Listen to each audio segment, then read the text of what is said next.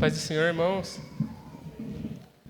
Então, esse é o tema da noite. Já ouvimos bastante que é a respeito da transformação da água em vinho, o primeiro sinal de Jesus.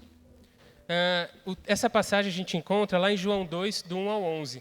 Então, se o irmão quiser abrir a Bíblia, João 2, do 1 ao 11, pode abrir. Mas nós também vamos projetar aqui, tá? João 2, do 1 ao 11. Eu vou utilizar a versão Almeida Revista Atualizada, tá? Eu peço atenção no momento da leitura. Se o irmão não encontrou, acompanha no slide ou dê atenção com os ouvidos. João 2, do 1 ao 11. Diz o seguinte: 3 dias depois, houve um casamento em Caná da Galileia. Achando-se ali a mãe de Jesus. A mãe de Jesus. Jesus também foi convidado com seus discípulos para o casamento. Tendo acabado o vinho, a mãe de Jesus lhe disse: eles não têm mais vinho. Mas Jesus lhe disse: mulher, que tenho eu contigo? Ainda não é chegada a minha hora. Então ela falou aos serventes: fazei tudo o que eles vos disser. Estavam ali 6 talhas de pedra, que os judeus usavam para purificações, e cada uma levava 2 ou 3 metretas. Jesus lhes disse: enchei de água as talhas, e eles as encheram totalmente. Então lhes determinou: tirai agora e levai ao mestre-sala.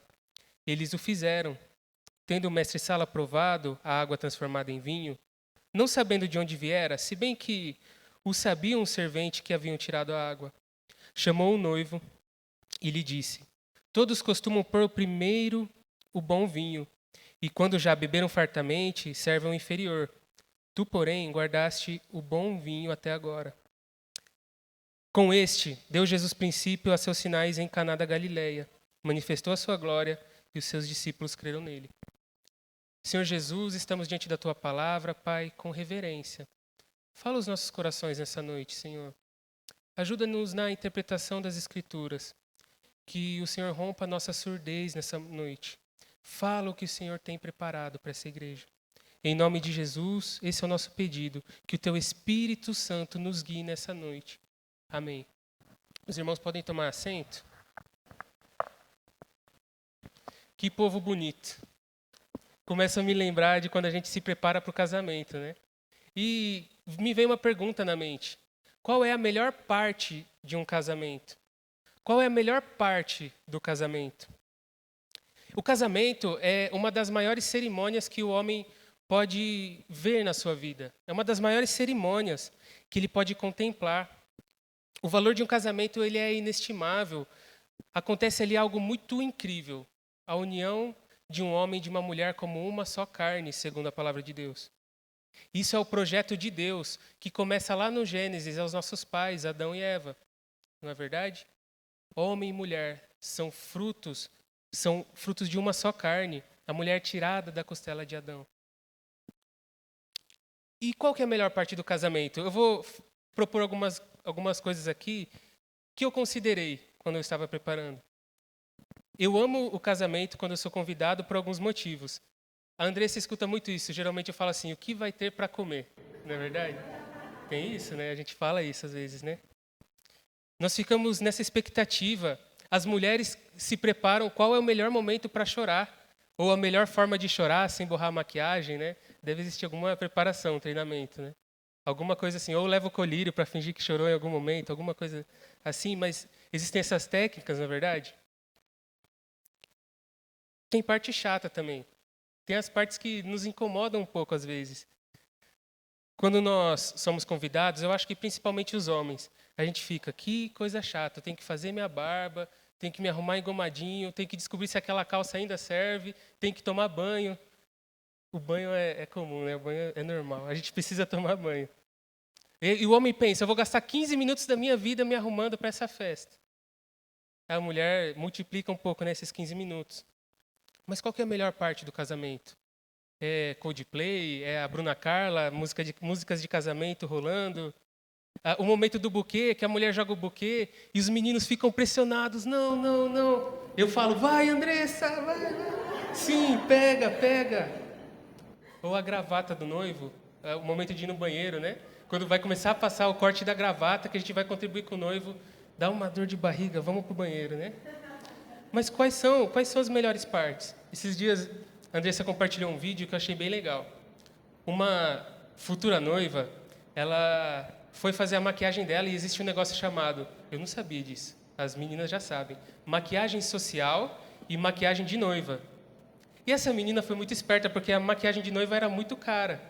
Ela chegou na maquiadora e falou, quero maquiagem social. E ficou muito mais em conta.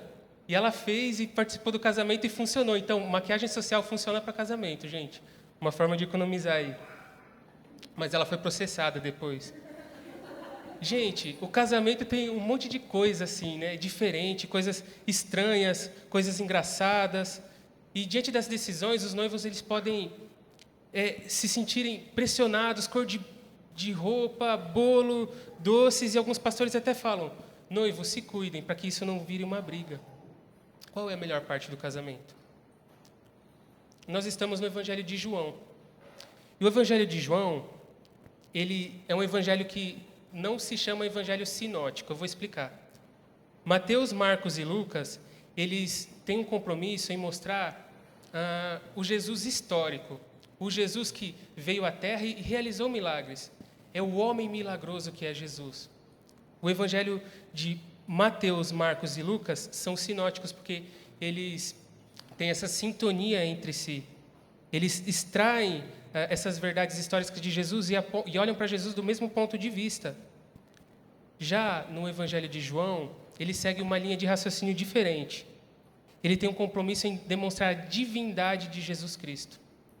Ele tem conhecimento de Jesus Cristo, o homem milagroso. Ele tem conhecimento dessa concordância entre os evangelhos, mas ele quer mostrar que Jesus é o Messias prometido, que veio para salvar o mundo. Esse é o evangelho de João. Ele tem o compromisso de falar como é que Deus viveu entre nós. Nesse evangelho, lá no comecinho, no prólogo, nós vamos ver que em Jesus todas as coisas foram criadas. E nada do que existe, existiria se ele não estivesse ali. Está falando de Jesus, está trazendo esse tema da criação, mostrando que Jesus foi quem criou tudo. Jesus estava lá na criação. Outros belos detalhes que João apresenta. No Evangelho de João, nós vamos ver Jesus falando constantemente, eu sou luz do mundo. Eu sou ressurreição e a vida. Eu sou o bom pastor, o pão vivo, a água viva, o caminho, a verdade e a vida. Jesus está falando constantemente, eu sou Deus, eu sou o Filho de Deus, eu sou o Messias que veio trazer a salvação. Então esse texto tem muito mais beleza. Porque nós estamos olhando para um texto que o próprio Deus está participando de uma festa de casamento. O próprio Deus está entrando e festejando em uma festa de casamento. E um tema muito evidente no livro de João é que Jesus vem e começa a substituir as coisas velhas por coisas novas e melhores. Quando ele se encontra com a samaritana, ele fala do poço de Jacó, que dava um certo tipo de água que saciava uma sede terrena. Mas ele diz depois, mas a minha água sacia para a eternidade. Ele está substituindo as coisas antigas por coisas melhores. O novo nascimento que ele fala para Nicodemos. Nicodemos, ele conhece o nascimento comum. E Jesus fala, há um nascimento melhor, o nascimento da água e do Espírito. Então aqui, nesse texto que nós lemos, é Jesus revelando qual é o relacionamento dele com a igreja através do milagre da transformação da água em vinho num casamento. Jesus está se revelando como Deus se relaciona com nós. E o primeiro ponto nessa noite é que Deus participa. Muitas pessoas podem ter uma visão errada de Jesus. Podem ter uma visão equivocada sobre como Jesus seria no nosso tempo. E eu faço uma pergunta aqui, e eu quero que os irmãos reflitam rapidinho. Se os irmãos convidassem Jesus para a festa de aniversário dos irmãos, ou de um primo, ou dos filhos, vocês acham que Jesus iria ou não? Pensa um pouco nisso. Será que Jesus iria? Será que ele não teria coisas muito mais importantes? Não sei, talvez ele precisasse estar no templo, ele precisasse se dividir, se separar de todo mundo.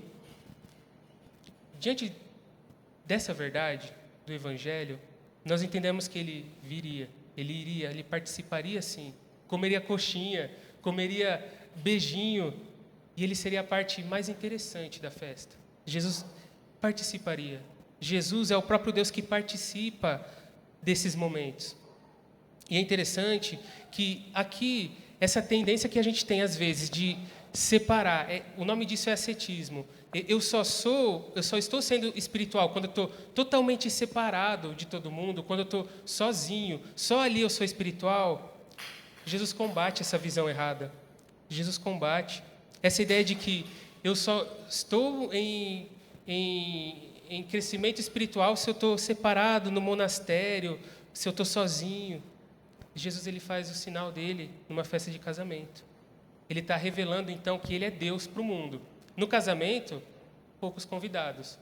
Mas ao longo da trajetória da caminhada de Jesus ele começa a se revelar cada vez mais, progressivamente. Eu sou Deus. Eu sou filho de Deus. Em primeiro lugar, para a gente pensar e aplicar um pouco na nossa vida, o fato de que Deus, Jesus, integralmente santo, ele era santo, santo, santo. Ele é santo, santo, santo. O fato dele participar das coisas, participar de uma festa, precisa revelar erros que a gente pode cometer e revelar posturas que a gente precisa tomar. Às vezes a gente divide, isso é sagrado, isso não é sagrado. Isso é sagrado, isso é profano. E nós, portadores do Espírito Santo, nós que carregamos o Espírito Santo, nós somos dotados da autoridade do próprio Deus que habita em nós, para participar do mundo como resposta, como vinho bom, como aqueles que fornecem o melhor vinho da festa. Às vezes nós não pensamos nisso. Jesus estava mostrando isso. Às vezes nós erramos em pensar que a santificação é algo parecido com o budismo, que você vai para um canto, numa montanha e fica lá sozinho. Isso não é santificação.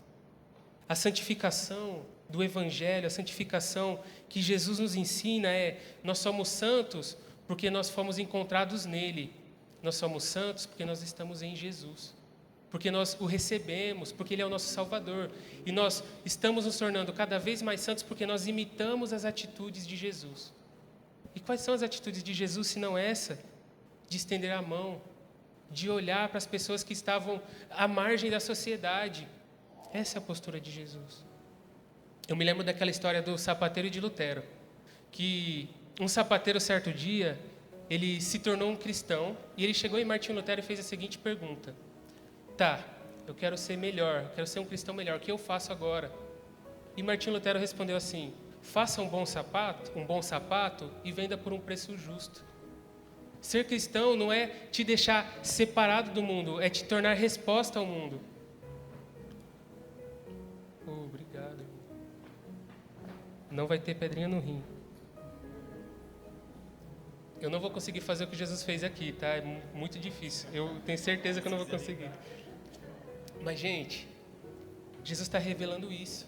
Jesus está revelando que nós somos resposta para um mundo caído. E nós não seremos resposta se nós estivermos isolados desse mundo. Jesus participou.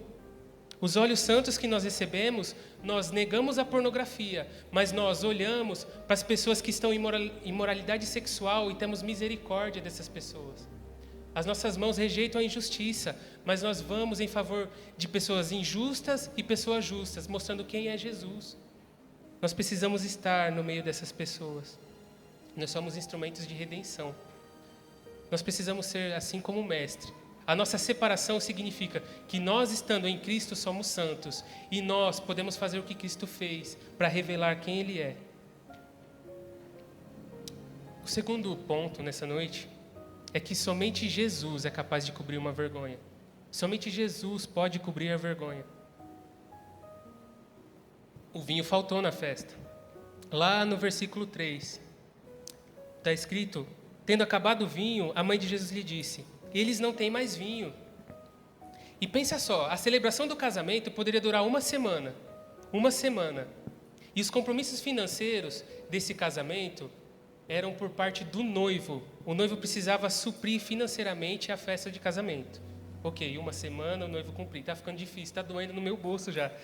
Vai ficando difícil.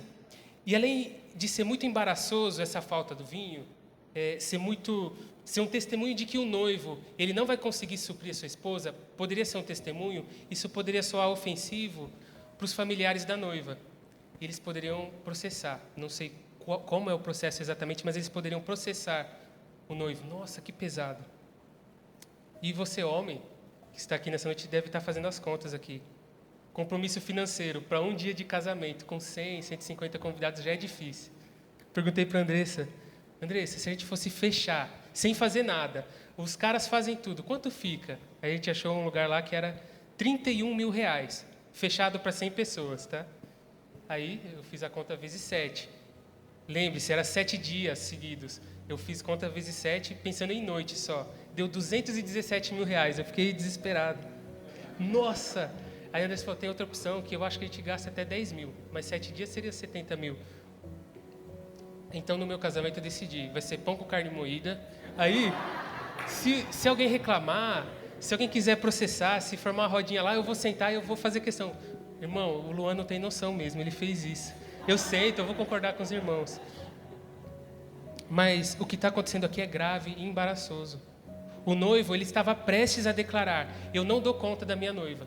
Eu não dou conta de saciar, de sustentar as necessidades da minha noiva. Olha que pesado o que estava acontecendo com esse noivo.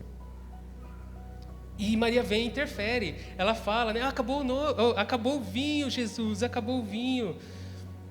E Jesus lhe disse, mulher, que tenho eu contigo? E eu pensei a mesma coisa que os jovens estão pensando aqui. Se eu falo assim com minha mãe, ela vai falar, você está me mandando calar a boca? Eu vou responder, eu estou imitando Jesus, mãe. Mas não é. Na verdade, essa repreensão que Jesus traz é muito graciosa. Na nossa língua, aqui tenho eu contigo, mulher, sou estranho, mas na língua original, ele fala com graça. Ele fala, olha, eu sou Deus, Maria. O que tenho eu contigo? Ele estava começando a revelar que ele era independente, que o ministério dele era ele sendo o próprio Deus. O ministério dele não pulsava conforme as necessidades dos homens, nem conforme o que os homens achavam que deveria ser. Ele estava demonstrando isso. Tá?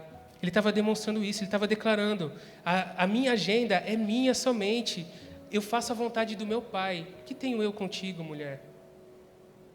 Então, vocês que não são o próprio Deus, Jesus é o próprio Deus, vocês não têm direito de falar assim com seus pais, tá?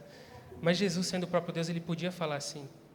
E alguns intérpretes das Escrituras vão falar assim, quando Maria chegou em Jesus e recebeu o benefício de Jesus, porque Jesus ouviu e Jesus atendeu. A gente vê que Jesus transformou a água em vinho. Alguns intérpretes vão falar, então Maria é intermediadora. Mas não é verdade, porque senão todas as pessoas que se achegaram a Jesus, pediram algo e Jesus deu, seriam nossos intermediadores. E o que mais pulsa do Evangelho é que Jesus é o nosso único intermediador, é o nosso único mediador. É a Ele que nós recorremos diretamente para pedir as coisas. Ele é o próprio Deus. Já aplicando, às vezes nós buscamos cobrir as nossas faltas e vergonhas com os nossos métodos. Quantas vezes nós não fazemos isso, na verdade? Nesse contexto de casamento, a vergonha era a falta do vinho. E vai ser muito fácil aplicado para a gente. Às vezes a gente quer lidar com os nossos problemas com sabedoria própria, com sabedoria que vem de nós. Ou a gente quer lidar com o problema dos outros com sabedoria que vem de nós também. E isso não está certo. Nós conhecemos o próprio Deus que tem solução, assim como Maria conhecia. E às vezes, essas faltas, essas vergonhas que a gente pode passar durante a vida, pode nos colocar numa posição boa. Esses momentos que nós percebemos que nós estamos sendo insuficientes, nos coloca numa posição inicialmente boa. Nossas vergonhas podem nos colocar em uma posição de tristeza e dor. E se isso for direcionado ao mestre que resolve tudo, isso é bom. Mas se isso não vai até Jesus, isso se torna somente amargura. As nossas faltas podem ser colocadas diretamente diante do mestre Jesus, sem nenhum mediador, direto. Você pode falar com o seu Senhor, Ele cobre a vergonha. Outra segunda aplicação, Maria ela foi sábia.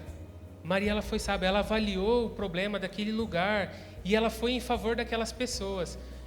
Ela teve boas intenções e ela entendeu que Jesus era quem poderia resolver esses problemas. Imagina que difícil para Maria. Ela carregou Jesus. Jesus era o filho de Maria. E ouvir isso de Jesus. Mas ela tinha compreensão de que o ministério dele era maior. Que, na verdade, ela carregou por alguns anos. Mas que Jesus carregaria ela para a eternidade. Então, ele era tão maior que ela. E isso é muito belo. Imagina só. Outra coisa. Esse noivo, ele não sabia da falta do vinho. Você percebeu no texto? Em nenhum momento o noivo ficou ciente de que o vinho faltaria. O vinho só continuou porque Jesus foi misericordioso. O noivo nem sabia do problema. Quantas vezes o Senhor Jesus não vem em nosso favor antes que a gente saiba do nosso problema, não é verdade? A provisão de Jesus vem às vezes quando nós nem imaginamos que estamos necessitados. Esse noivo provavelmente só foi descobrir isso se um dia ele leu o Evangelho de João.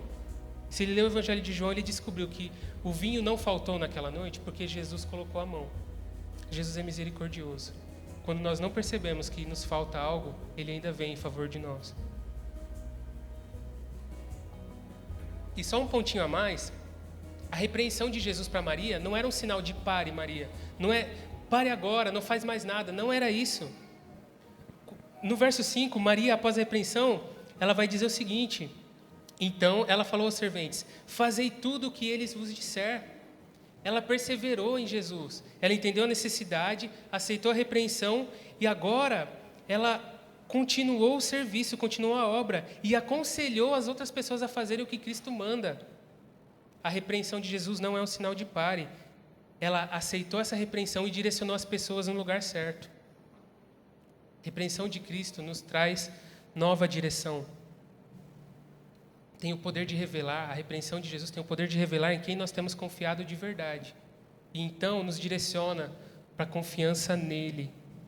Jesus mostra que ele é maior, que ele é Deus sobre nós. E que nele nós podemos caminhar e perseverar. E que nele nós podemos dar bons conselhos aos homens. Como Maria fez a esses homens. Deu direcionamento. Façam o que Jesus fala. Nós podemos dar esse direcionamento para as pessoas. Façam o que Jesus fala. Façam o que Jesus fala, porque isso é bom, porque ele é o próprio Deus. O último ponto é que a cruz é a melhor parte da festa. É interessante que esse texto é uma figura muito linda do ministério de Jesus. Esse texto está apresentando como uma parábola que Jesus desenvolve nessa necessidade, o que ele faria no decorrer do seu ministério. Quando Jesus diz lá no verso 4b, na parte B, ainda não é chegada a minha hora. Para a gente, nós somos estimulados a entender que ele já está falando da cruz dele. A gente que já leu os evangelhos, ainda não é chegada a minha hora.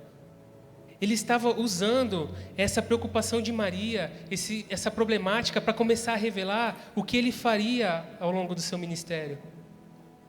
Ainda não é chegada a minha hora, faz uma referência à cruz de Jesus.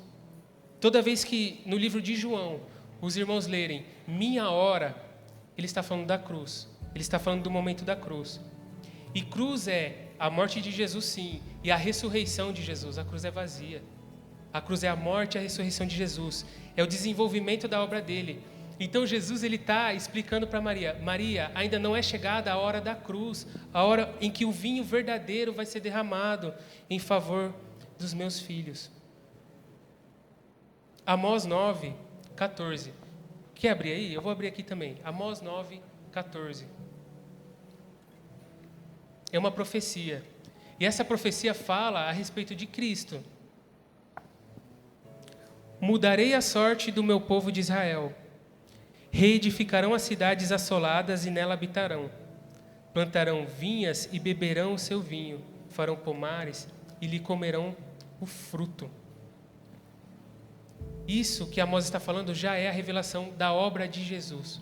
Jesus seria esse vinho derramado, esse vinho que viria em favor do povo de Deus. Jesus é quem oferece o melhor vinho da festa.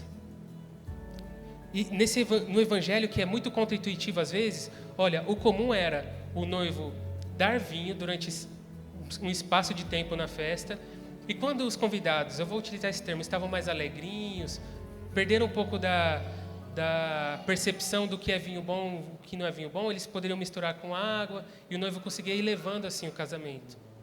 E Jesus, ele já continua oferecendo o melhor vinho. Jesus continua fazendo o melhor vinho. quando o vinho já tinha acabado, Jesus fornece ainda um melhor vinho. Isso é contraintuitivo. Jesus está se mostrando um noivo muito melhor do que qualquer noivo. Evangelho que vai contra a nossa intuição. Jesus está fazendo o que o noivo deveria fazer. Lembra que a gente falou lá atrás, quando a gente deu bastante risada, que parece ser difícil ser noivo nesse tempo, é muita coisa para bancar.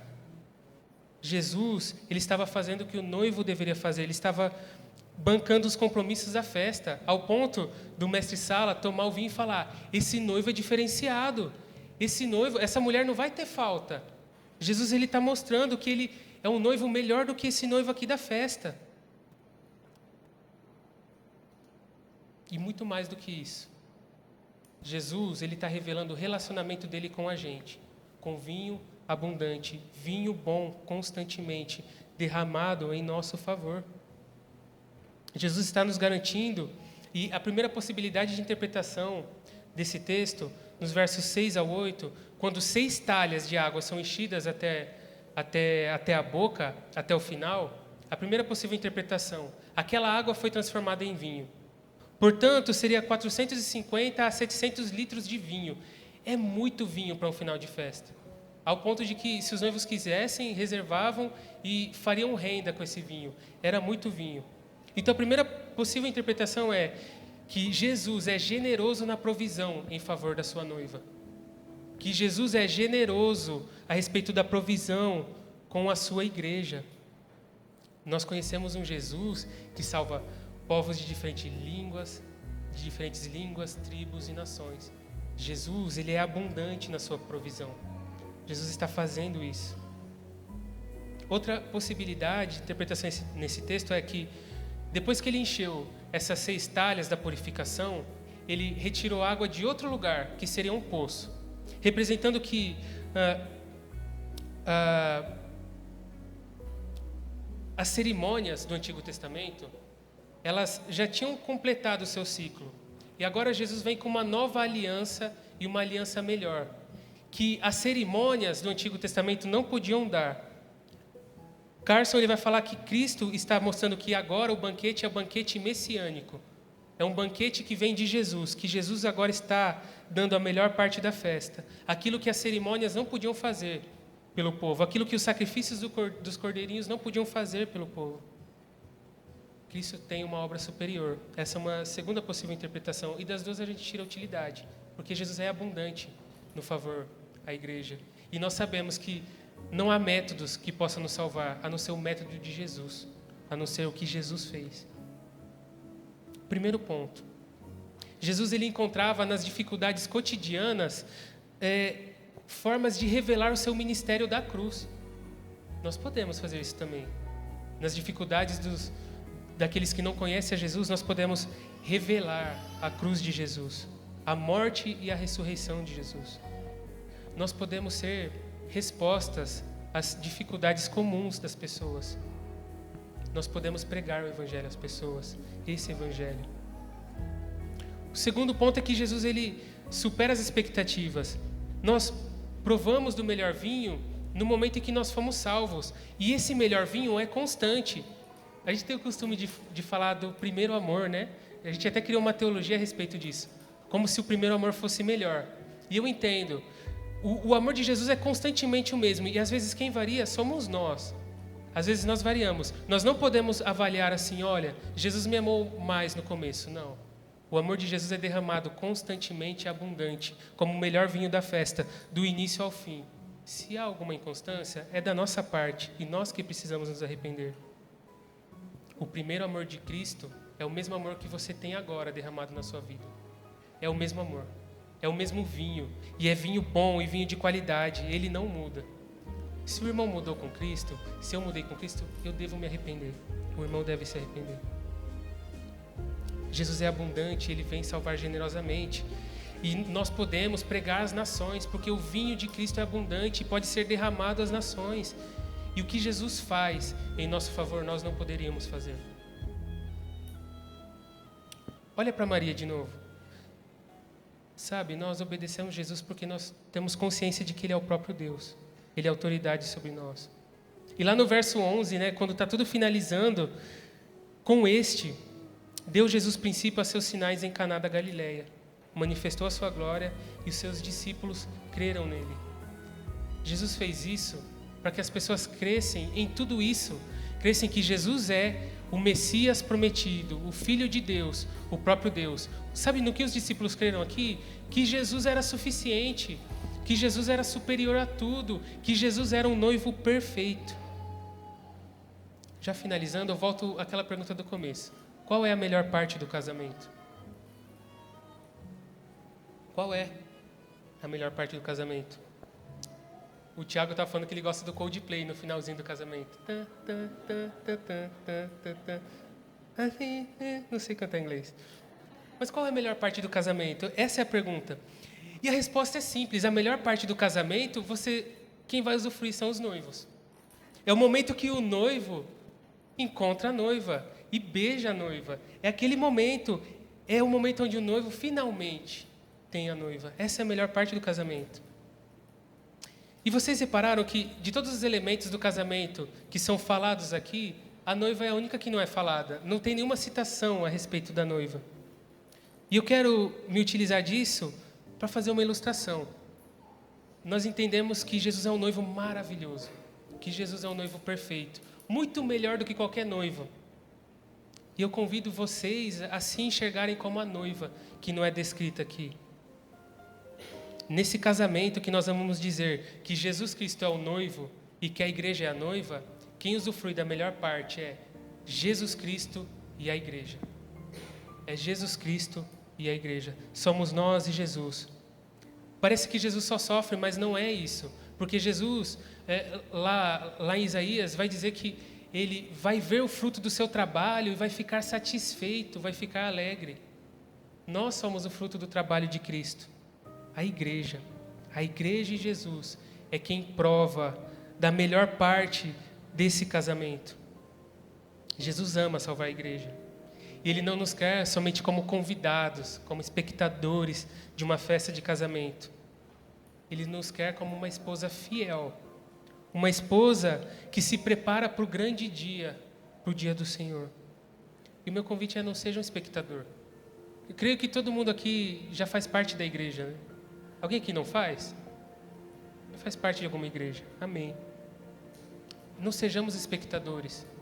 Sejamos fiéis a esse noivo que já nos saciou e que é pleno e que não precisa de mais nada. Naquela cruz, tudo que nós precisávamos foi saciado. Jesus é o noivo perfeito. Ao final de tudo, o que eu tenho para falar para os irmãos: Jesus é o noivo perfeito. E todas as necessidades da sua noiva, que somos nós, já está saciada nele. É para agora, isso é uma mensagem para agora. O vinho bom é para agora, é para amanhã, é para o dia da fraqueza. Todos os dias o vinho é bom e é abundante em favor da igreja, até o grande dia. Essa é a palavra do Senhor para nós. Pai, obrigado, Jesus, porque o Senhor veio em nosso favor. E o Senhor é muito melhor do que nós. E nem sempre nós conseguimos honrar o amor que o Senhor nos dá, mas a misericórdia no Senhor. O Senhor vem em favor de nós com vinho abundante e nós sabemos que de nada temos falta se estamos com o Senhor, Pai. Pai, nos ajuda a contemplar melhor essa verdade.